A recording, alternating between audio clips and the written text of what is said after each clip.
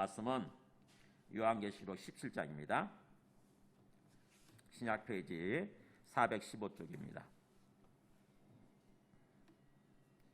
17장 1절에서 7절까지를 교독하고 그 다음에 14절을 한 목소리로 같이 봉독하겠습니다. 14절 1절에서 7절까지 교독하겠습니다. 또 일곱 대접을 가진 일곱 천사 중 하나가 와서 내게 말하여 이르되 이리로 오라. 많은 무리에 앉은 큰 음녀가 받을 심판을 너에게 보이리라. 땅의 임금들도 그와 더불어 음행하였고 땅에 사는 자들도 그 음행의 포도주에 취하였다 하고 곧 성령으로 나를 데리고 광야로 가니라. 내가 보니 여자가 붉은빛 짐승을 탔는데 그 짐승의 몸에 하나님을 모독하는 이름들이 가득하고 일곱 머리와 열 뿔이 있으며 그 여자는 자줏빛과 붉은빛 옷을 입고 금과 보석과 진주로 꾸미고 손에 금잔을 가졌는데 가증한 물건과 그의 음행에 더러운 것들이 가득하더라. 그의 이마에 이름이 기록되었으니 비밀이라. 큰 바벨론이라. 땅의 음녀들과 가증한 것들의 어미라 하였더라. 또 내가 보매 이 여자가 성도들의 피와 예수의 증인들의 피에 취한지라. 내가 그 여자를 보고 놀랍게 여기고 크게 놀랍게 여기니 천사가 이르되 왜 놀랍게 여기느냐? 내가 여자와 그가 탄 일곱 머리와 열 뿔 가진 짐승의 비밀을 너에게 이르리라. 그 다음에 14절 같이 한 목소리로 봉독하겠습니다. 그들이 어린 양과 더불어 싸우려니와 어린 양은 만주의 주시요 만왕의 왕이심으로 그들을 이기실 터이요 또 그와 함께 있는 자들 곧 부르심을 받고 택하심을 받은 진실한 자들도 이기리로다. 아멘. 앉으시겠습니다. 네, 14절을 왜 같이 한 목소리로 봉독했느냐? 제가 암송 구절에 표시해 놓은 거 아시죠? 우리 주보에 암송 구절이라고 빨간 글씨로 표시되어 있는데 그 구절이 몇 절이에요? 14절이잖아요. 14절. 14절이 이게 핵심 구절이기 때문에 그래요. 오늘 중요한 가장 핵심 구절인 거죠. 자, 우리 이 17장부터는 그다음 17장 1절부터 21장 8절까지가 요한계시록의 가장 중요한 부분, 어떤 고비예요. 고비. 이 부분을 제대로 알아야 요한계시록이 제대로 쉽게 이해가 되는 거죠. 근데 이 부분에 있어서 어떤 잘못 이해를 하게 되면은 엉뚱한 소리들을 하게 됩니다. 그래서 요한계시록을 놓고 사람들이 자꾸 엉뚱한 소리들을 하는 이유가 이 부분을 잘 몰라서 그래요. 그래서 이 부분이 굉장히 중요한 거죠. 이 부분을 우리가 한번 단락 구분한 거 한번 다시 한번 볼까요? 우리 단락 구분한 거 우리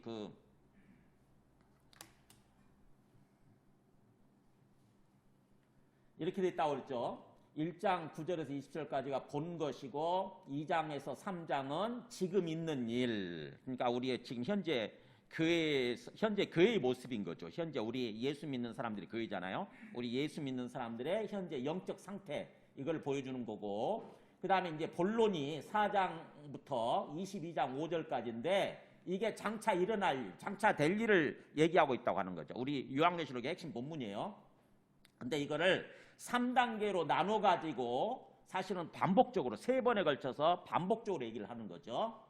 그래서 첫 번째 이야기는 4장부터 16장까지예요. 앞에 우리 지금 17장 하는데 이 16장까지가 세상이 심판당하고 우리 의인들은 구원한다고 하는 얘기를 이렇게 길게 얘기를 했죠. 전체적인 모습을 보여주는 거고 그 다음에 그게 끝나고 17장 1절부터 21장 8절까지는 앞에 이미 세상이 심판받고 끝났잖아요. 바벨론이 멸망했어요. 분명히. 근데 그 부분을 자세하게 또 얘기를 하는 거죠. 다시 한번 반복해서. 바벨론이 멸망하면은 그 다음에는 뭐예요? 뭐가 그 자를 대체하느냐? 새 예루살렘 성이 대체하는 거예요. 그러니까 바벨론은 악한 세상이니까 악한 세상이 끝나면은 새 예루살렘 성 우리 예수 믿는 사람들이죠. 우리 예수 믿는 사람들. 그 사람들이 이 세상을 채우는 거예요. 악한 세상은 다 심판받아서 멸망해서 없어지고 우리 예수 믿는 사람들이 이 세상을 채우는 거죠. 새 예루살렘 성의 도래. 그 내용은, 그 자세한 내용이 이렇게 네 가지로 이렇게 나오죠. 21장 8절까지.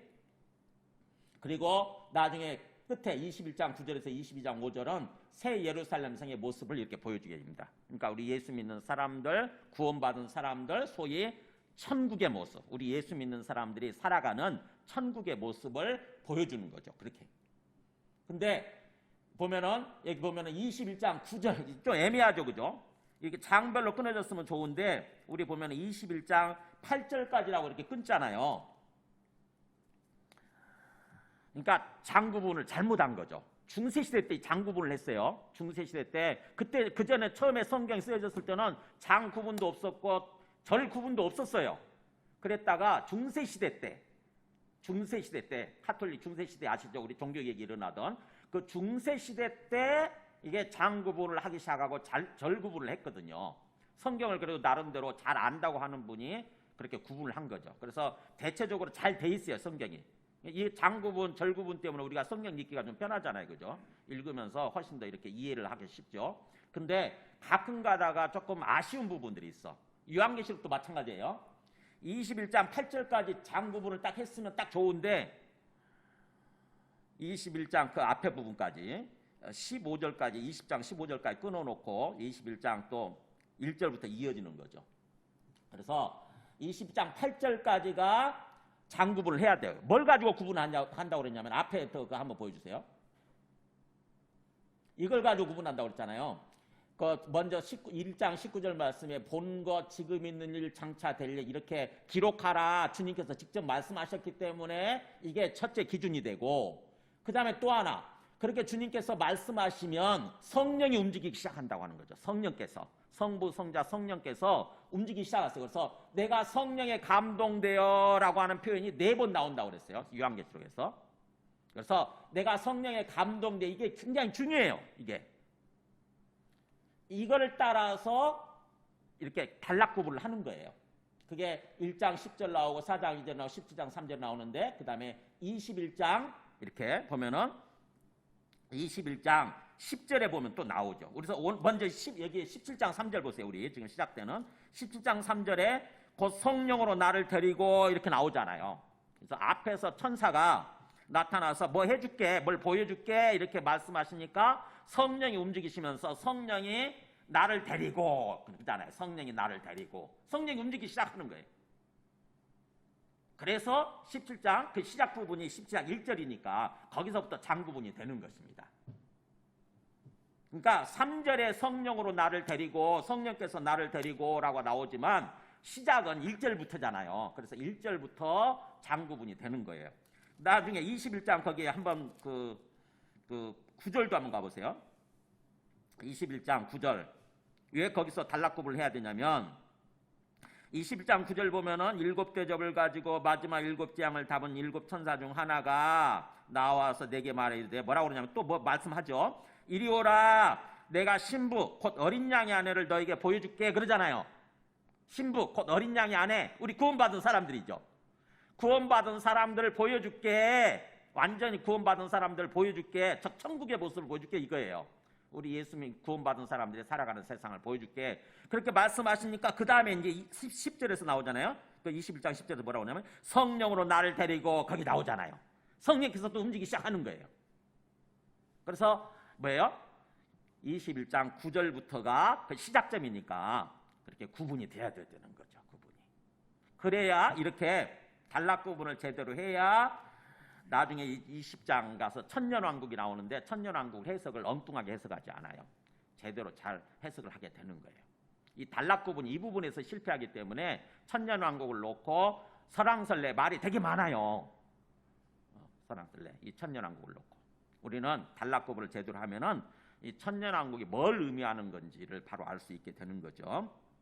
그래서 이 17장 1절부터 21장 8절까지가 성령께서 성령으로 나를 데리고 라고 하는 게 세 번째 등장하는 장면이에요. 그래서 이 성령의 세 번째 환상, 성령을 통해서 보여주는 세 번째 환상 메시지가 이거예요. 17장 1절부터 22장 8절까지가. 근데 그 내용이 뭐냐? 크게 얘기하면은 바벨론이 멸망하고 새 예루살렘 성이 하늘에서 이렇게 내려오는 장면이 보이죠. 21장 그 앞에 부분에 보면은 그 장면이 보이는데, 그 좀 더 자세하게 내용을 얘기하면은 네 가지 내용이 나오는 거죠. 이 네 가지 내용은 뭐냐? 우리 앞에서 11장 한번 가보세요. 14장이죠. 11장이구나. 11장 18절 한번 보세요.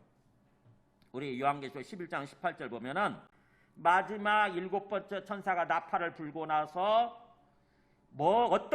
앞으로 어떤 일이 벌어질 거라고 어떤 거를 얘기하냐면은 또 11장 18절 보세요. 이방들이 분노하며 주의 진노가 내려 죽은 자를 심판하시며, 여기가 구분했네요. 이방들이 분노하며 주의 진노가 내려 죽은 자를 심판한다고 하는 내용이 첫 번째 나오고, 그죠? 그 다음에 두 번째, 종 선지자들과 성도들과 또 작은 자든지 큰 자든지 주의 이름을 경외하는 자들에게 상 주신다는 하는 내용이 나오죠, 그죠? 주님의 이름을 진정으로 믿고 경외하는 자들, 우리처럼 이렇게 경배하고 예배드리면서 살아가는 사람들이에요. 그 사람들에게 상을 주신다, 이런 내용이 나오고, 그 다음에 또 땅을 망하게 하는 자들 멸망시키실 때로쏘이다, 이런 말이 나오죠. 땅을 멸망하게 만든, 땅을 더럽히고 죄를 짓게 만들고 했던 악의 주도자들이죠. 악의 주모자들, 소위 반란군 주모자들, 반란군 주동자들, 용, 마귀죠. 마귀, 그 다음에 짐승, 첫째 짐승, 둘째 짐승, 이런 자들이에요. 이들을 멸망시키실 때로쏘이다. 심판에서 멸망시키실 때가 온다고 하는 거죠. 이렇게 11장 부분에서 이렇게 얘기를 했어요. 이 내용이 나오는 거죠. 17장부터. 잘 보세요. 그래서 다시 17장으로 한번 가서 보세요. 17장 1절부터 18장까지가 바벨론의 멸망이에요. 바벨론의 멸망을 얘기하고, 그 다음에 19장 11절부터 그 20절까지 보게 되면은 마지막 최후 전쟁이 벌어지면서 19장 20절에 보면은 짐승이 잡히고 그 앞에서 표적을 행하던 거짓 선지자도 함께 잡혔다, 이런 말이 나오죠. 이게 악의 주동자들이에요. 이게 땅을 망하게 하는 자들, 소위 땅을 망하게 하는 자들, 이들을 잡아서 끝에 20절 끝에 그랬죠. 이 둘이 산채로 유황불 붙는 못에 던져지고 최종 심판을 받는 거죠. 그 다음에 또 한 존재가 있잖아요. 용 있잖아요. 용. 그 용은 언제 잡히냐? 20장 그 10절에 보면 나오잖아요. 20장 10절. 또 그들을 미혹하는 마귀가 불과 유황꽃에 던져지니, 그잖아요. 그러니까 마귀도 역시 악의 주모자잖아요. 악의 주동자. 마귀도 역시 유황불 붙는 못에 최종적으로 던져지게 되는 거죠. 그래서 19장부터 20장 거기 10절까지는, 19장 1절부터 20장 10절까지는 바로 최후 전쟁과 그 다음에 악의 주동자들, 아까 땅을 망하게 하는 자들 멸망시키는 장면이 나오는 거예요. 이게 여기 이 내용이 11장 18절에서 얘기한 땅을 망하게 하는 자들 멸망시키는 장면. 19장 1절부터 20장 10절까지요. 20장 10절까지 이 내용이에요. 여기 세 번째. 그 다음에 그러면은 20장 11절부터 15절까지는 뭐냐?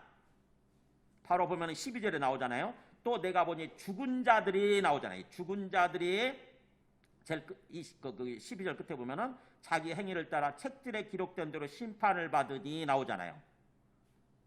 죽은 자들이 심판을 받아요. 여기 나오잖아요. 여기 이 11장 18절에서 여기서 얘기했던 거, 죽은 자를 심판하시며 그랬잖아요. 이 내용이 여기 나오는 거죠. 여기. 그죠? 그 다음에 21장 이제 1절부터 8절까지는 뭐냐면은 새하늘과 새 땅이, 이렇게 21절에 새하늘과 새 땅이 보여지면서 그 다음에 2절에 나오잖아요. 또 내가 보면 거룩한 성 예루살렘이 하나님께로부터 하늘에서 내려오니, 그잖아요. 새 예루살렘 성이 하늘에서 내려오는 거예요. 어디로? 땅으로. 이제 땅에서 사는 거죠. 땅에서. 아까 새 예루살렘 성이 뭐라고요? 우리 구원받은 사람들. 그 사람들이 하늘에 있다가 땅을 심판하는 동안 하늘에 있었죠. 땅을 심판하는 동안에 하늘에 있다가 땅으로 이제 내려와요. 그래가지고 땅에서 그 사람들이 이제 사는 거죠. 그 사람들한테 어떤 상을 주느냐? 보면은 그 나오죠. 6절에 보면은 또 내게 말씀하시되 이루었도다 나는 알파 오메가의 처음과 마지막이라 내가 생명수 샘물을 목마른 자에게 값없이 주리니 이기는 자는 이것들을 상속으로 받으리라. 이렇게 나오잖아요. 바로 이게 하나님을 경배하는 자들에게, 주의 이름을 경외하는 자들에게 상 주시는 장면이에요. 이게 상 주시는. 상이 뭡니까? 결국 영원한 생명의 상이에요. 영원한 생명의 상. 주님과 함께 영원히 살아가는 생명의 상. 생명의 면류관인 거지. 생명의 면류관. 이 장면. 그러니까 뭐예요? 11장 18절에서 얘기했던 내용이 여기에 이 세 번째 단락에 다 펼쳐지는 거예요. 이게 여기서. 자, 그런 맥락에서 우리가 이 17장부터 10장 1절부터 21장 8절까지 20장 8절까지를 잘 읽으시면은 이 부분만 고비만 넘기면 요한계시록이 쫙 꿰뚫어지게 됩니다. 자, 오늘 말씀을 나누기 전에요. 이 요한계시록은 배경이 노마 시대죠. 노마 시대. 노마 그 황제가 통치하던 그 시절에 노마가 왜 멸망했는지 아세요? 얼마나 부패하고 타락했는지. 그 노마, 여기서 우리 성경에서 말씀하는 바벨론이 일종의 노마 제국이거든요. 1차적으로 바벨론이 1차적으로 노마 제국인데 그 노마 제국이 왜 멸망했는지를 우리가 알게 되면 얼마나 부패하고 타락했는지, 그래서 멸망했는지를 알게 되면은 우리는 이 요한계시록을 좀 더 쉽게 이해할 수 있게 됩니다. 자, 한번 제가 유튜브를 찾아보니까 유튜브 누구라고 돼 있죠? 투란? 탈란? 거기 보면은 뒤에 제목에 그 사람 제가 인용을 해줘야 돼. 에? 탄달. 잘 안 들리네요, 그죠? 그래도 어쨌든 황제, 그러니까 노마 제국이 그 황제부터 시작해가지고 엄청나게 타락하고 부패했었어요. 그래가지고 노마 제국이 부패해서 타락하고 부패해서 망하는 것입니다, 사실은. 그 노마 제국의 이 멸망이 절대로 멸망하지 않을 것 같았던 나라였거든요. 그야말로 2000년 동안 존재했으니까 노마 제국이. 근데 그 노마 제국이 멸망을 한 거죠. 타락하고 부패해가지고. 그래가지고 그때 그 배경을 가지고 이 요한계시록에 쓰여져 있는 거예요. 아까 제일 먼저 나온 도미티아누스 황제 때 이 요한계시록에 쓰여졌다고 그랬잖아요. 그래서 도미티아누스 황제가 자기를 신이라고 불러라. 내가 하나님이다. 나를 주님이라고 불러라 해가지고 이 화폐도 거기다가 그 자기 이름을 새기고 신이라고 그러면서 새기고 그렇게 했거든요. 그 배경을 가지고 이 요한계시록에 쓰여졌기 때문에 우리가 이 노마를 좀 알아야 노마를 알아야 요한계시록을 제대로 이해할 수 있게 되는 거죠. 자, 보면은 10장 1절에 이렇게 돼 있죠. 또 일곱 대접을 가지 일곱 천사 중 하나가 와서 내게 말하 이르되. 자, 일곱 대접. 앞에서 일곱 대접이 뭐 있었죠? 16장에서 펼쳐졌잖아요. 그죠? 16장에서 일곱 대접 심판이 이루어졌었죠. 그러니까는 일곱 대접이 쏟아지면서 세상이, 악한 세상이 멸망한 거죠. 특히 큰 성 바벨론이 멸망한 거예요. 그게 16장 19절에서 그랬잖아요. 16장 19절에서 큰 성 바벨론이 완전히 대대로 하나님 심판을 받고 멸망한 거죠. 근데 끝났는데 새롭게 왜 그것이 멸망할 수밖에 없었는지를 자세하게 보여주겠다고 하는 거죠. 그래서 일곱 대접을 가진 일곱 천사 중 하나가, 이미 멸망시킨 일곱 천사 중 하나가 그 앞에서 말한 어떤 그런 그 일곱 대접 심판의 연장선상에서 보여주는 거죠. 뭐라고 그러냐면은 이리로 오라, 많은 무리에 앉은 큰 음녀가 받을 심판을 너에게 보이리라 그러죠. 이리 오라 그러면서 많은 무리에 앉아 있는 큰 음녀. 그러니까 음녀, 창녀예요. 창녀, 일종의 창녀. 창녀가 어디에 앉아 있냐면은 많은 무리에, 즉 바다 같은 많은 무리에 앉아 있는 거예요. 그래서 그 음녀가, 창녀가 받을 심판을 내가 보여줄게, 그렇게 천사가 얘기를 한 거죠. 그랬더니 그러면서 왜 그들이 심판을 받냐면은 2절에 나오죠. 그 음녀가 심판을 받는 이유. 땅의 임금들도, 즉 땅의 통치자들도 그와 더불어 음행하였고, 이 창녀와 더불어서 음행을 했고, 또 땅에 사는 자들도 그 음행의 포도주에 취하였다. 땅에 사는 모든 사람들이, 세상 사람들이 그 음행의 포도주를 먹고 다 거기에 취해서 비틀거리는 모습. 인생을 똑바로 살아가는 것이 아니라 비틀거리는 모습이라고 하는 거죠. 여기서 음행이라고 하는 게 꼭 성적 음행만을 얘기하는 게 아니에요. 영적 음행이에요. 영적 음행.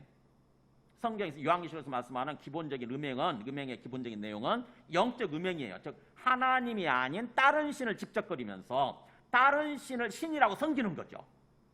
우리가 세상을 살면서 그렇잖아요. 뭔가 가서 귀신한테 점을 보고 뭐 그런 것들 다 보여. 그게 음행이에요. 음행. 사주 보고 점치고 하는 거 다 음행입니다. 영적 음행이에요. 하나님이 아닌 다른 것들 하나님처럼 우상 숭배하는 거 음행이죠. 그래서 그 음료로 인해서 땅의 통치자들도 다 음행을 했고 또 땅에 사는 세상 사람들도 다 그렇게 음행의 포도주를 마시고 다 취한 상태로 비틀거리는 삶을 살아가고 그러기 때문에 그들이 심판받을 수밖에 그 주모자인 가장 어떤 음료를 심판할 수밖에 없다고 하는 거죠. 그렇게 말씀하시니까 이제 성령께서 움직이시죠. 곧 성령으로 나를 데리고 광야로 가니라. 그러면서 이제 그 사도 요한이 가서 광야에 가서 보니까 어떤 장면이 펼쳐지냐? 내가 보니 우리가 최대한 상상력을 동원해서 그 마음속에 그려보세요. 이 요한계시록은 그림 언어니까. 내가 보니 여자가 있는데 그 음녀죠. 아까 여자가 붉은빛 짐승을 타고 있어요. 짐승을 타고 있어요. 근데 붉은빛 짐승인 거죠. 붉은빛 짐승을 타고 있는데 그 짐승에 보면은 하나님을 모독하는 이름들이 가득하고 이게 영적 음행이죠.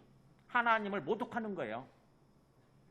자기가 신이라고 하는 거지. 자기가 하나님을 모독하는 이름들이 가득하고 그러면서 일곱 머리와 10뿔이 있더라. 짐승인데 머리가 7이에요. 그리고 뿔은 10개를 가지고 있어요. 이 머리가 7이고 뿔이 10인지 뿔이 10이란 게 무슨 의미인지는 나중에 나오죠. 그러면서 그 여자는 또 어떤 모습이냐? 4절에 그 여자는 자줏빛과 붉은빛 옷을 입고 있고, 자, 자줏빛과 붉은 옷을 입고 있다. 이게 바로 비단이죠. 비단. 왕비들이나 입는, 소위 귀족들이나 또는 왕비가 입을 수 있는, 왕궁의 사람들이 입을 수 있는 아주 최고급 옷식들인 거죠. 명품 옷들이에요. 이게 옛날엔 비단 옷 못 입었잖아요. 근데 이 여자는 지금 비단 옷을 입고 있는 거죠. 아주 고운 비단 옷, 자줏빛과 붉은빛 옷을 입고 있고, 그 다음에 보세요. 뭘 꾸미고 있냐면은 금과 보석과 진주로 꾸미고 있어요. 엄청나게 화려하고 사치스러운 모습이죠. 그죠? 금으로 꾸미고 있고, 보석으로 꾸미고 있고, 진주로 꾸미고 있고, 아마 귀걸이나 목걸이나 또는 뭐 손목걸이나 반지나 이런 것들이 온몸에 치렁치렁 걸려 있는 그런 모습인 거죠. 지극히 사치스러운 모습이에요. 로마가 그랬거든요. 금과 보석과 진지로 꾸미고 있고, 그 다음에 손에는 또 금잔을 가졌어요. 잔이라고 하는 건 마시는 거잖아요. 와인을 마시고 술을 마시듯이 이렇게 잔을 들고 있는데, 마시는 잔을 들고 있는데 잔이 또 금으로 만들어져 있죠. 금으로, 그러니까 화려하고 사치스러운 거죠. 근데 그 금잔에 뭐가 담겨 있느냐, 뭘 마시고 있느냐 보세요. 가증한 물건. 가증이라는 말이 무슨 말이에요? 하나님이 몹시 싫어하시는 거예요. 하나님 몹시 싫어하시고 미워하시는 그런 물건들이, 온갖 물건들이 들어있고, 그 다음에 그의 음행에 더러운 것들이 가득하더라. 그가 음행하는 그런 어떤 더러운 물건들이 가득한 모습, 그걸 매일 마시는 거죠. 이 음녀가. 그러면서 이 음녀가 누구냐? 그의 이마에 이름이 새겨져 있어요. 음녀 이마에 이름이 딱 기록되어 있는데 뭐라고 새겨져 있냐면은 비밀이라, 큰 바벨론이라, 땅의 음녀들과 가증한 것들의 어미, 이렇게 새겨져 있는 거죠. 그러니까 무슨 말이냐면은 이름이 새겨져 있는데 비밀이야 그런 거예요. 이거 함부로 말하면 안 돼. 그러면서 이 성경을 기록하고 있는 이 말씀을 전해주는 천사가 지금 사도 요한한테 얘기를 하고 있잖아요. 사도 요한이 보니까 이 천사가 뭐라고 하냐면은 이게 굉장히 비밀이라고 그러면서, 비밀이야 그러면서 바로 이 음녀는 누구냐? 큰 바빌론이라는 거죠. 큰 바빌론. 그러면서 이 음녀는 땅의 음녀들, 땅에 여러 가지 그 음녀들이 많은 거죠. 하나님을 섬기지 않는 작은 바빌론들이 되게 많은 거예요. 작은 바빌론들이. 그래서 땅의 음녀들과 가증한 것들에, 하나님이 싫어하고 미워하시는 것들에 어미가 되는 존재라고 하는 거죠. 어미. 그러니까 땅에 작은 음녀들이 되게 많은데 이 큰 음녀의 다 새끼들이에요. 이 땅의 큰 음녀를 본받아서 음행을 행하고 있는 그런 존재들인 거죠. 그러면 이 음녀가 누구냐? 사실은 나중에 나오지만 설명을 하죠. 거기에 18절에 보면은 17장 18절에 보세요. 너가 본 그 여자는 땅의 왕들 다스리는 큰 성이라 이렇게 설명이 돼 있잖아요. 땅의 왕들을 다스리는 큰 성. 즉 다시 말하면 뭐예요? 음녀는 실제 사람이 아니라 성이에요. 성. 도시예요. 도시. 즉 노마라고 하는 사실은 도시죠. 노마 제국의 노마라고 하는 도시를 말해요. 우리 서울 상구 대한민국이라고 하면 서울이 도시가 있듯이 노마 도시의 수도 노마. 그게 뭐예요? 노마 제국 내의 모든 나라들을 다스리고 있는, 지배하고 있는 큰 도시인 거죠. 큰 도시. 그걸 여자로 음녀로 지금 묘사를 하고 있는 거죠. 그러면은 작은 도시들이 많이 있을 거 아닙니까? 그잖아요. 제국이니까. 노마는 제국을 이루고 있으니까. 엄청난 큰 제국을 이루고 있잖아요. 그래서 그 나라의 작은 도시들이 되게 많은 거죠. 그게 작은 음녀들이에요. 그것들의 어미가 되는 역할을 하고 있는 존재가 바로 이 큰 바벨론, 음녀, 창녀, 즉 다시 말하면 노마를 얘기한다고 하는 거죠. 기본적으로. 그러면서 또 놀라운 게 뭐냐면 6절 보세요. 또 내가 보면 이 여자가 뭐하고 있는지 보세요. 어떤 모습인지. 이 여자가 성도들의 피와 예수의 증인들의 피에 취한지라. 와, 뭘 마시고 있습니까? 성도들의 피에 예수의 증인들의 피를 마시고 취해가지고 비틀거리고 있는 거예요. 이 피를 마셨다고 하는 게 무슨 말이겠어요? 네, 성도들을 핍박하고 박해하고 잔인하게 죽인 거예요. 그러니까 성도들, 예수 믿는 사람들이죠. 예수 믿는 예수의 증인들. 이 사람들을 핍박하고 박해하고 죽여가지고 그 죽이는 즐거움에 빠져 있는 거예요. 노마가 그랬잖아요.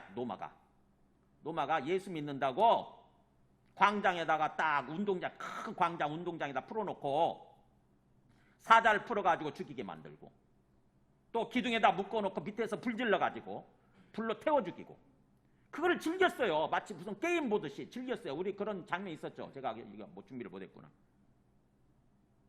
그냥 그거를 사람들이 우리 그 예수 믿는 사람들이 그렇게 죽는 것을 보면서 막 기득기득하고 즐기고 막 환호하고 그랬다고. 그걸 본 거예요.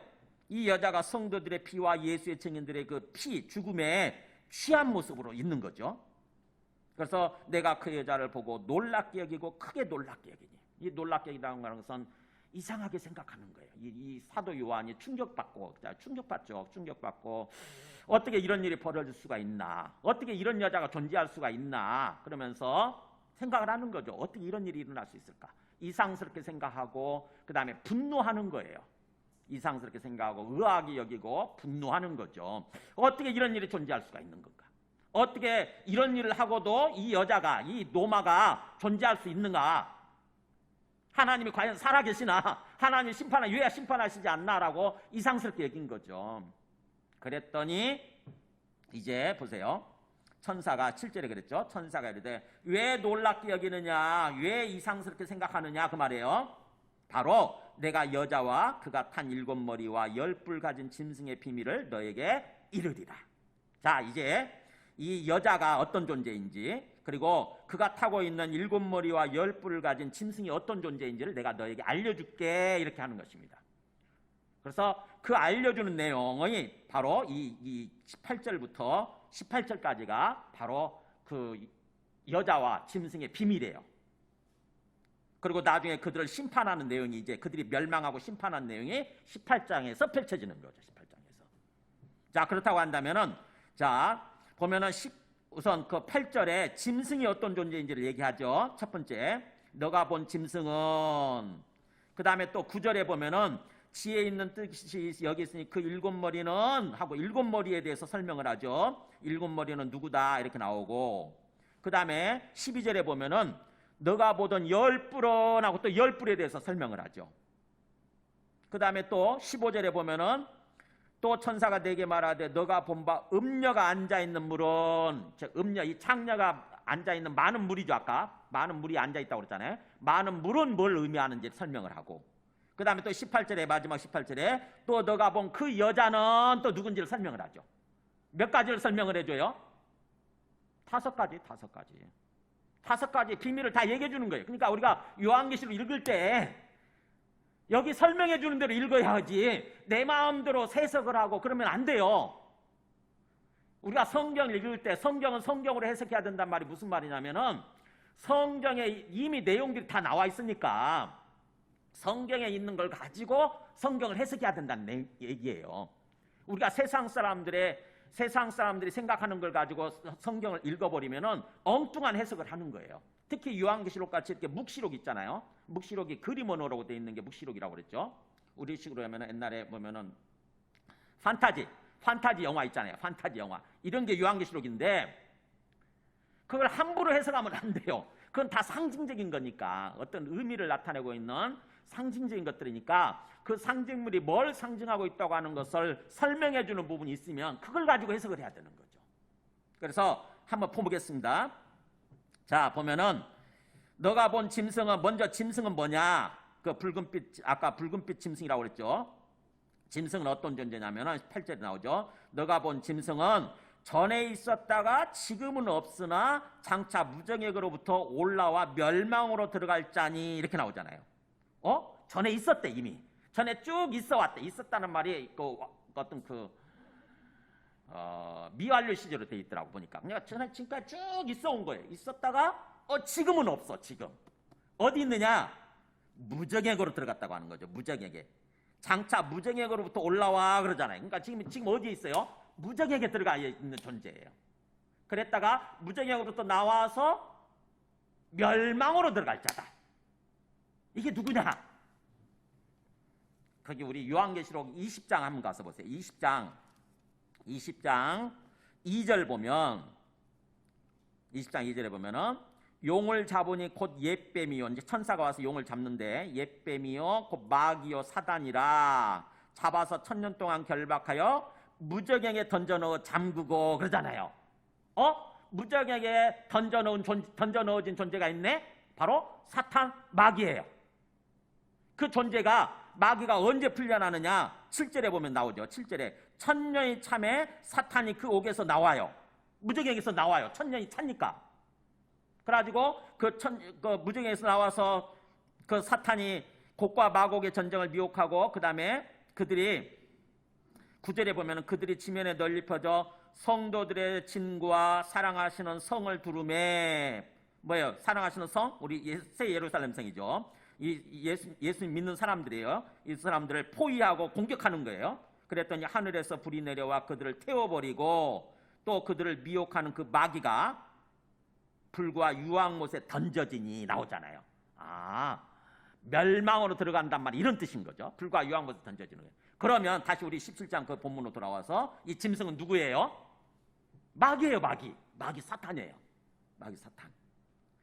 근데 그 마귀 사탄이 전에 있었다가 쭉 있어 왔다가 지금은 무정액에 들어가 있고 그 무정액으로부터 장차 올라와서 멸망으로 들어갈 자니 그러면서 땅에 사는 자들로서 창세 이후로 그 이름이 생명책에 기록되지 못한 자들.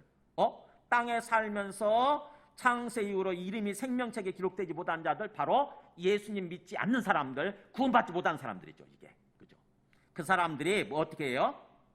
이전에 있었다가 지금은 없으나 장차 나올 짐승, 즉 마귀죠. 마귀를 보고 놀랍게 여기리라. 와, 대단하게 여기는 거예요. 대단하게 여기면서 따르는 거죠. 그게 짐승의 1차 비밀이에요. 짐승이 어떤 존재인지. 짐승은 붉은빛 짐승은 바로 기본적으로 용이고 마귀고 사탄이구나. 근데 그 마귀가 일뿔이 머리가 몇 개라고 그랬죠? 머리가 7머리가 있다고 그랬잖아요. 7머리. 머리를 7개를 갖고 있는데 9절에 보세요. 지혜 있는 뜻이 여기 있으니 그 7머리는 여자가 앉은 7산이요 이렇게 나오죠. 그러니까 지혜 있는 뜻이 여기 있으니 그 말은 무슨 말이냐면 우리가 뜻이란 말이 마인드예요. 마인드. 이성이에요. 이성. 지성. 뜻. 그러니까 지혜를 발휘하는 지혜로운 이성, 지성을 우리가 잘 사용하면 잘 생각하면 그런 뜻이에요. 잘 생각하고 그러면 깨닫는다는 거예요. 이 존재가 어떤 존재인지 깨달을 수 있다는 말이에요. 그게 요한계시록은 항상 그런 말 많이 해요. 지혜 있는 뜻이 여기 있으니 잘 생각하고 깨달으라는 거예요. 그 7머리 짐승이 갖고 있는 그 7머리는 뭘 의미하는 거냐? 여자가 앉은 7산이고 7왕이라 이렇게 나오죠. 여자가 앉은 7산이면서 7왕? 짐승의 머리에 있는 7머리가 여자가 앉은 일곱 산이고 일곱 왕이다. 이게 무슨 말이냐? 천천히 읽으면 되게 헷갈려요.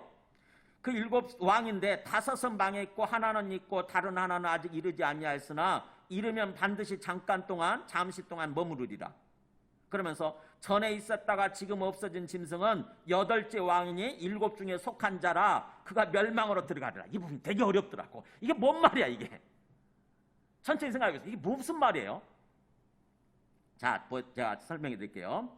그 일곱 머리는 여자가 앉은 일곱 산이다. 여기에 힌트가 있어요. 여자가 앉아있는 일곱 산, 이게 뭐냐면은 노마가 형성이 될 때요. 노마라고 하는 이 도시 있죠. 우리로 하면 서울이 노마가 어디에 세워져 있냐면 한번 그림을 보여주세요. 이 노마를 의미하는 거예요. 노마가 일곱 산, 즉 언덕이에요. 일곱 언덕 위에 세워져 있어요. 보면은 여기 쭉 나오죠. 하나, 둘, 셋, 넷, 다섯, 여섯, 일곱. 이렇게. 이게 노마시인데 노마라고 하는 이 도시가 일곱 산, 일곱 언덕 위에 세워져 있다고 하는 거죠. 그러면은 결국 이 여자는 보세요. 여자가 그 앉은 일곱 산 하면은 여자는 노마를 의미하는 거고 일곱 산은 바로 이 노마를 형성하고 있는 이 일곱 언덕, 일곱 산을 의미하는 거구나 하는 거를 이 성경 읽은 사람들은 다 아는 거예요. 바로. 그때 당시 성경 읽는 사람들은 다 알고 있는 상식이거든요. 상식. 이게 노마를 흐르고 있는 테베레라는 이 강이 흐르고 있고 거기에 노마시가 이렇게 형성이 되어 있는데 한 번 더 그림을 그 다음 그림 보여주세요. 이게 산이잖아요. 이게 산. 이게 일곱 개 언덕이 이렇게 있는 거죠. 이렇게 강이 이렇게 흐르고 있고 이게 언덕을 산을 배경으로 해서 여기가 노마시가 이렇게 형성이 되어 있는 거예요. 그러면서 그 다음 그림 이게 노마시 도시예요. 이게 도시. 노마시 도시. 이렇게 강이 이렇게 흐르고 있고 그 도시가 이렇게 쭉 이렇게 형성이 되어 있는 거죠. 영어로 되어 있어서 잘 뭔지 모르겠네. 어쨌든 이걸 배경으로 해서 얘기를 하는 거예요. 다시요. 그래서 거기서 9절에 보면 지혜 있는 뜻이 있으니 여기 있으니 이제 가만히 생각하면 안다는 거예요. 누구나 알 수 있다. 그러면서 그 일곱 머리는 바로 뭐냐? 짐승의 일곱 머리는 여자가 앉아있는 일곱 산을 의미하는 거다. 그러면서 또 동시에 그 일곱 산은 일곱 왕을 의미하는 거다. 즉 다시 말하면 황제, 노마를 다스렸던 황제를 황제죠.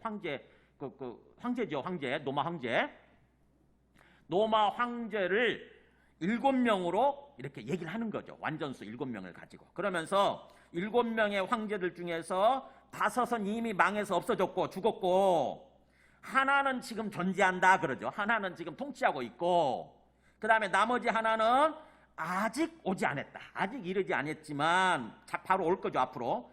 바로 오게 되면 반드시 잠시 동안 머무르리라. 그러니까 오래 통치하는 것이 아니라 잠시 동안 존재하다가 멸망한다고 하는 거죠. 나머지 하나 존재는. 그러면 그 나머지 하나 존재가 누구냐? 올 존재는 수수께끼처럼 얘기하죠. 11절에. 전에 있었다가 지금 없어진 짐승이 바로 8째인데 그 8째는 7 중에 속한 자라. 즉 뭐예요? 올 존재가 7 중에 속해 있으면서 8번째가 되는 거예요. 7이면서 8이 되는 거죠. 즉 다시 말하면 이게 바로 적그리스도를 얘기하는 거예요. 적그리스도. 마지막에 노마 황제이면서 또 노마를 다스리는 황제 통치자이면서 동시에 바로 마귀를 그대로 대변하는 사탄의 화신이라고 할 수 있는 적그리스도. 그런 뜻이에요. 그게 7 중에 속해 있으면서 즉 7번째이면서 8번째다라고 하는 거죠. 수수께끼 같죠? 무슨 말인지 천천히 생각해 보세요. 7 중에 속해 있으면서 8번째 왕. 그러니까 뭐예요? 노마 황제가 어떻게 보면 그 중에 가장 잔혹한 사람이 사실은 네로인데 그 사람이 바로 이 황제를 사탄을 대변하는 마귀를 대변하는 그런 존재였던 거죠. 그가 이제 적그리스도로서 나타나서 결국 잠시 동안 머무르다가 이제 심판을 받아서 멸망으로 들어가게 될 거다. 그걸 얘기하는 거죠.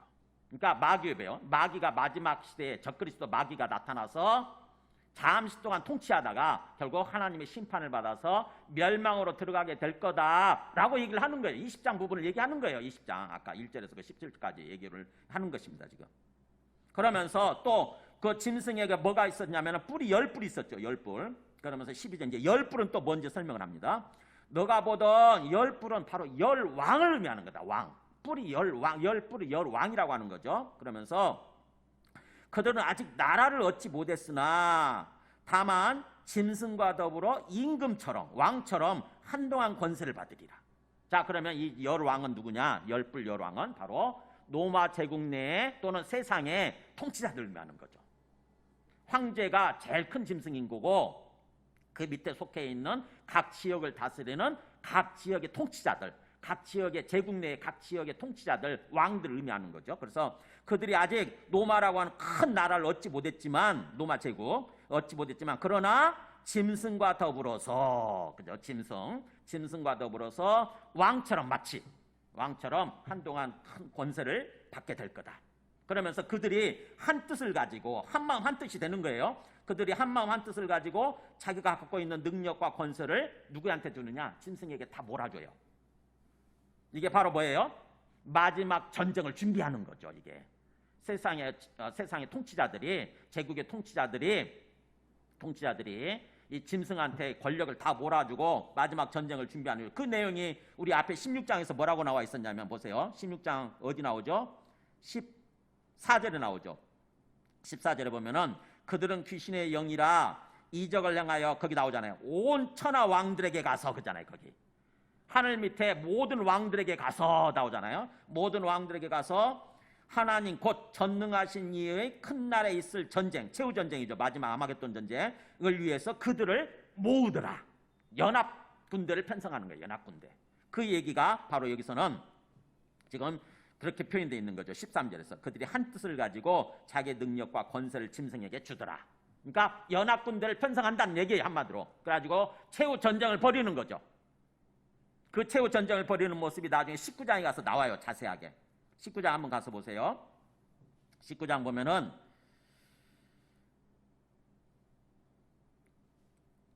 거기 19절에 나오죠. 19장 19절에 또 내가 보매 그 짐승과 땅의 임금들, 그렇게 나오잖아요. 땅의 왕들과 그들의 군대들이 모여서 그 말탄 자와 그의 군대, 그 말탄 자는 누구냐면은 백마를 타고 있는 예수님이죠. 예수님과 예수님의 군대. 예수님의 군대가 누구예요? 우리 예수 믿는 사람들이에요. 더불어서 전쟁을 일으키다가, 그잖아요. 마지막 최후 전쟁을 일으키다가 누가 이겨요? 당연히 주님이 이기시죠. 주님이. 그래서 짐승이 잡히고 그 내용을 지금 얘기하는 거예요. 그래서 그들이 14절, 다시 우리 본문 14절 돌아오면은 그들이 어린 양과 더불어 싸우려니와, 전쟁을 하는 거죠. 어린 양 예수 그리스도와 더불어 전쟁을 하려니와 어린 양은 만주의 주시오 만왕의 왕이심으로 모든 주라고 불려오지는 존재들 중에 진정한 주님이시라는 거죠.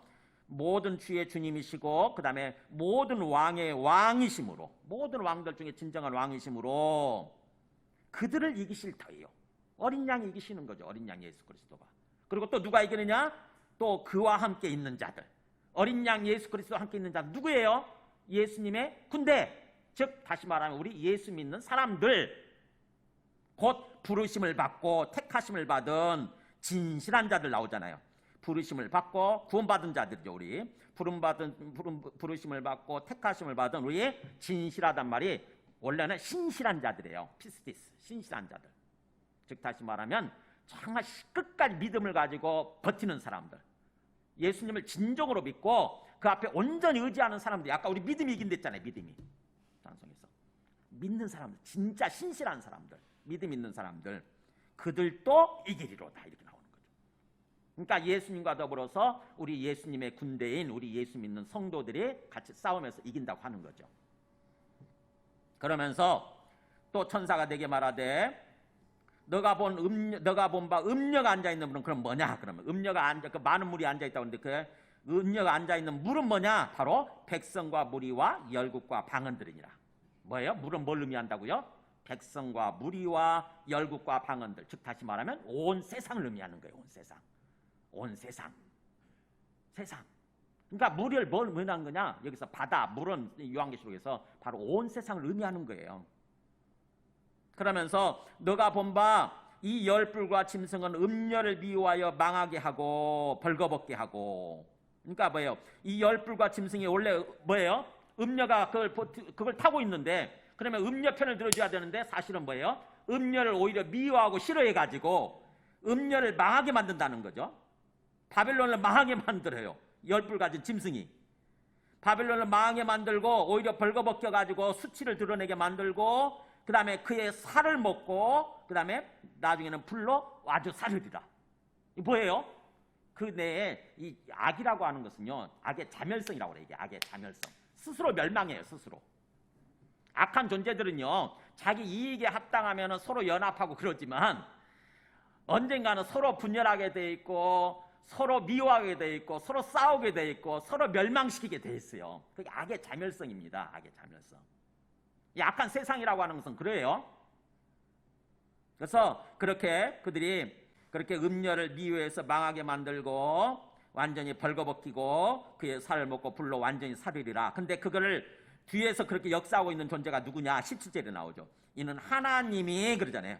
하나님이, 왜냐하면 이는이란 말은 왜냐하면 그런 뜻이에요. 왜냐하면 하나님이 자기 뜻대로 할 마음을 그들에게 주셔서, 그 뭐야, 열불과 짐승에게 주셔서 한 뜻을 이루게 하시고, 하나님의 뜻을 이루게 만든다고 하는 거예요. 그래서 그들의 나라를 그 짐승에게 주게 하시되 하나님의 말씀이 응하기까지 하십니다. 하나님의 모든 약속의 말씀이 이루어질 때까지 그렇게 하신다고 하는 거죠. 하나님께서 응한다는 말이 이루어지는 거, 성취를 가리켜요. 성취. 그러니까 뭐예요? 악이 스스로 막 분열하고 스스로 망하게 하는 게 어떻게 해서 일어나는 거냐? 하나님의 뒤에서 역사하시는 거예요. 그렇게 하나님의 주도성과 그 다음에 하나님의 섭리에 의해서 이루어지는 거예요. 하나님의 섭리가. 즉 세상이 결국 멸망할 판인데, 자멸할 판인데, 하나님의 뒤에서 뭐예요? 하나님의 주도하심, 하나님의 섭리에서 그렇게 이루어진다고 하는 거죠. 그러면서 또 마지막 비밀을 얘기해 주죠. 너가 본 그 여자는 누구냐? 바로 땅의 왕들 다스리는 큰 성, 땅의 모든 왕들을 다스리는 바로 큰 도시, 즉 노마라고 하는 그런 도시를 말하는 거죠. 그렇죠. 오늘날로 얘기하면은 세상이에요, 세상. 그러니까 이 바벨론은 음녀는 바벨론인데, 그것은 1차적으로 노마라고 하는 큰 도시를 말하는 거고요. 그러면서 오늘날 세상을 의미하는 거죠. 세상 도시들, 세상. 우리는 잘 기억을 해야 돼요. 바빌론은 바로 노마이면서 세상을 의미하는 거다. 세상의 도시들을 의미하는 거다. 그것이 결국 하나님의 심판을 받아서 멸망하게 돼 있다고 하는 것입니다. 그들이 하나님의 백성을 상대로 해서 큰 전쟁을 일으키지만 우리는 이기게 돼 있다고 하는 거죠. 그래서 이 음녀와 그다음에 그 짐승의 모습, 비밀을 얘기해 주는데, 하나하나 얘기해 주는데, 궁극적으로 그들이 전쟁을 일으킬 때 우리가 그 전쟁에서 우리는 반드시 승리한다고 하는 이 14절 말씀을 핵심 말씀입니다. 핵심 말씀으로 주시는 거예요. 그들이 어린 양과 더불어 싸우려니와 전쟁을 일으키겠지만, 어린 양은 만주의 주심이시고 만왕의 왕이시므로 반드시 그들을 이기실 것이다. 그리고 또 그와 함께 있는 자들, 우리들이죠. 우리 예수 믿는 사람들도 반드시 이기게 될 거다라고 하는 거예요. 그렇기 때문에 지금 이 말씀을 요한계시록에서 하고 있는 이유가 뭘까요?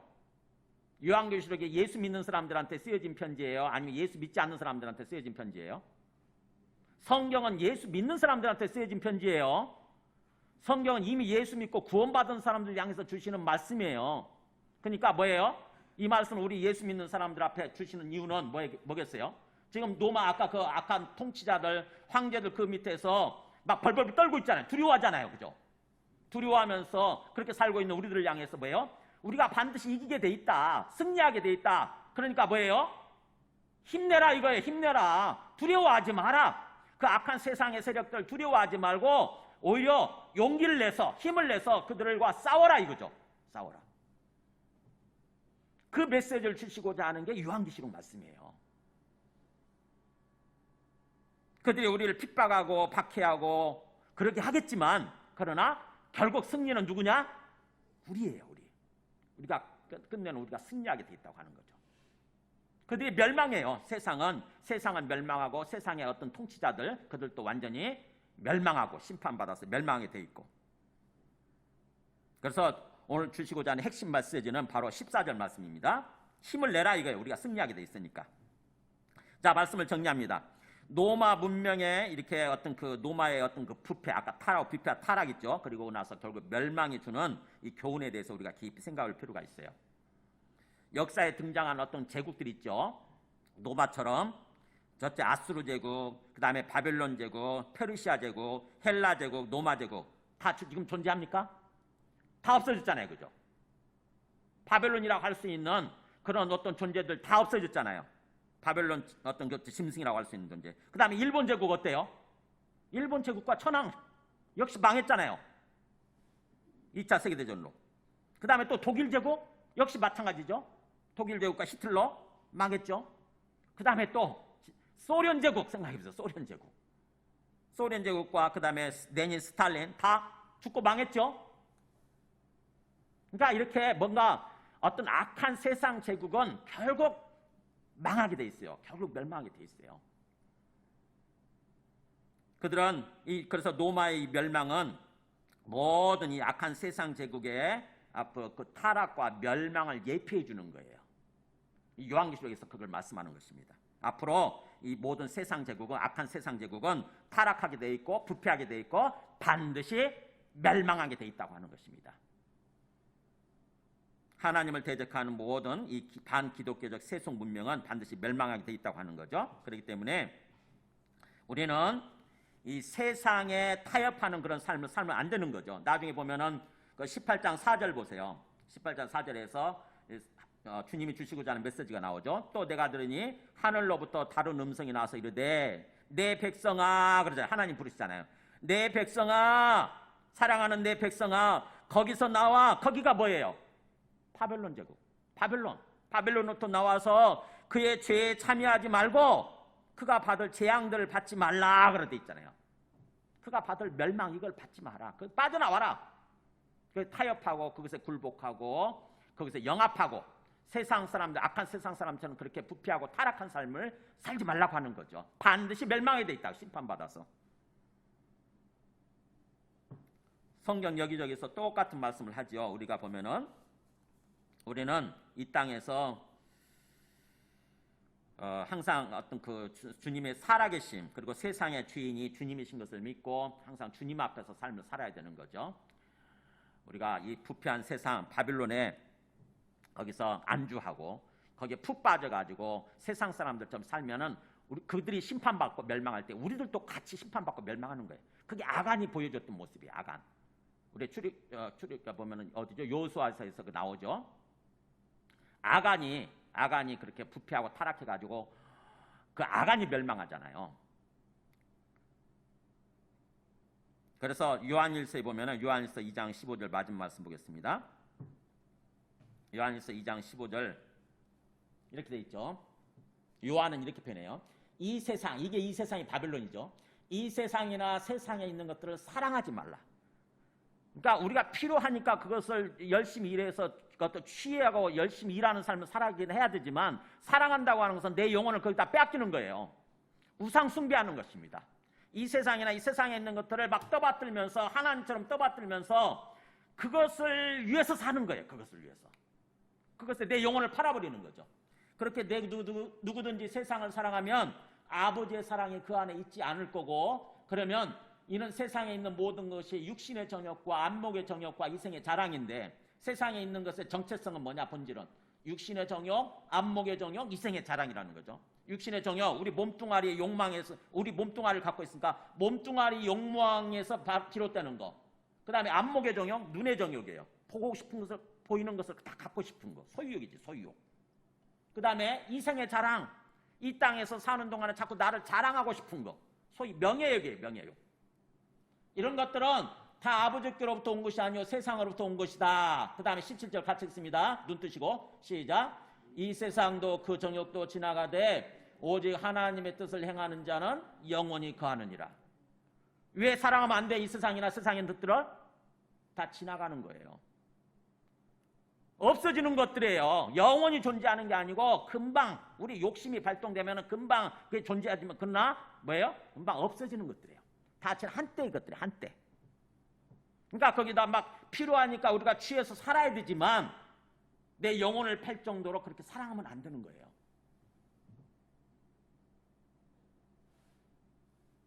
이 세상도 그 욕망도 다 한때다 한때 지나가는 거고. 그러나 하나님의 뜻대로 사는 사람, 하나님의 뜻을 행하는 자, 하나님의 뜻대로 사는 사람은 나중에 영원히 산다는 거예요. 영원히. 구려 영원히 완전히 구원받아서 영원한 천국에서 영원히 살아야 되는 거죠. 이게 주님께서 우리에게 주시고자 하는 메시지예요. 그래서 오늘 살면서 주님의 관점에서 세상을 바라보시기 바랍니다. 주님의 관점에서 인생을 바라보세요. 영혼을 놓아버리고 그야말로 아무 생각 없이 이 세상에 푹 파묻혀가지고 이 세상을 그야말로 뭔가 그 우상 숭배하면서 그렇게 살지 말고 주님의 관점에서 세상을 바라보시고, 그래서 지금 상황, 이 악한 세상의 주인은 누구냐 생각해 보세요. 바로 주님이시다라고 하는 것을 항상 주님 손 안에 있다고 하는 것을 생각하시고, 지금 우리가 코로나로 인해서 상황이 어렵지만 그러나 이 코로나 상황도 뭐야? 세상의 주인 주님이시라고 한다면 주님이 허락하셔서 일어나는 거예요. 뭔가 주님의 뜻이 있겠죠, 그죠? 이 코로나 상황을 허락하시는 주님의 뜻이 있겠지. 우리는 주님의 관점에서 세상을 바라보고 주님을 앞세우고 주님과 함께 살아가는 것입니다. 주님과 함께 철저하게 주님을 놓치면 안 돼요. 항상 주님을 바라보고 주님과 이렇게 대화하고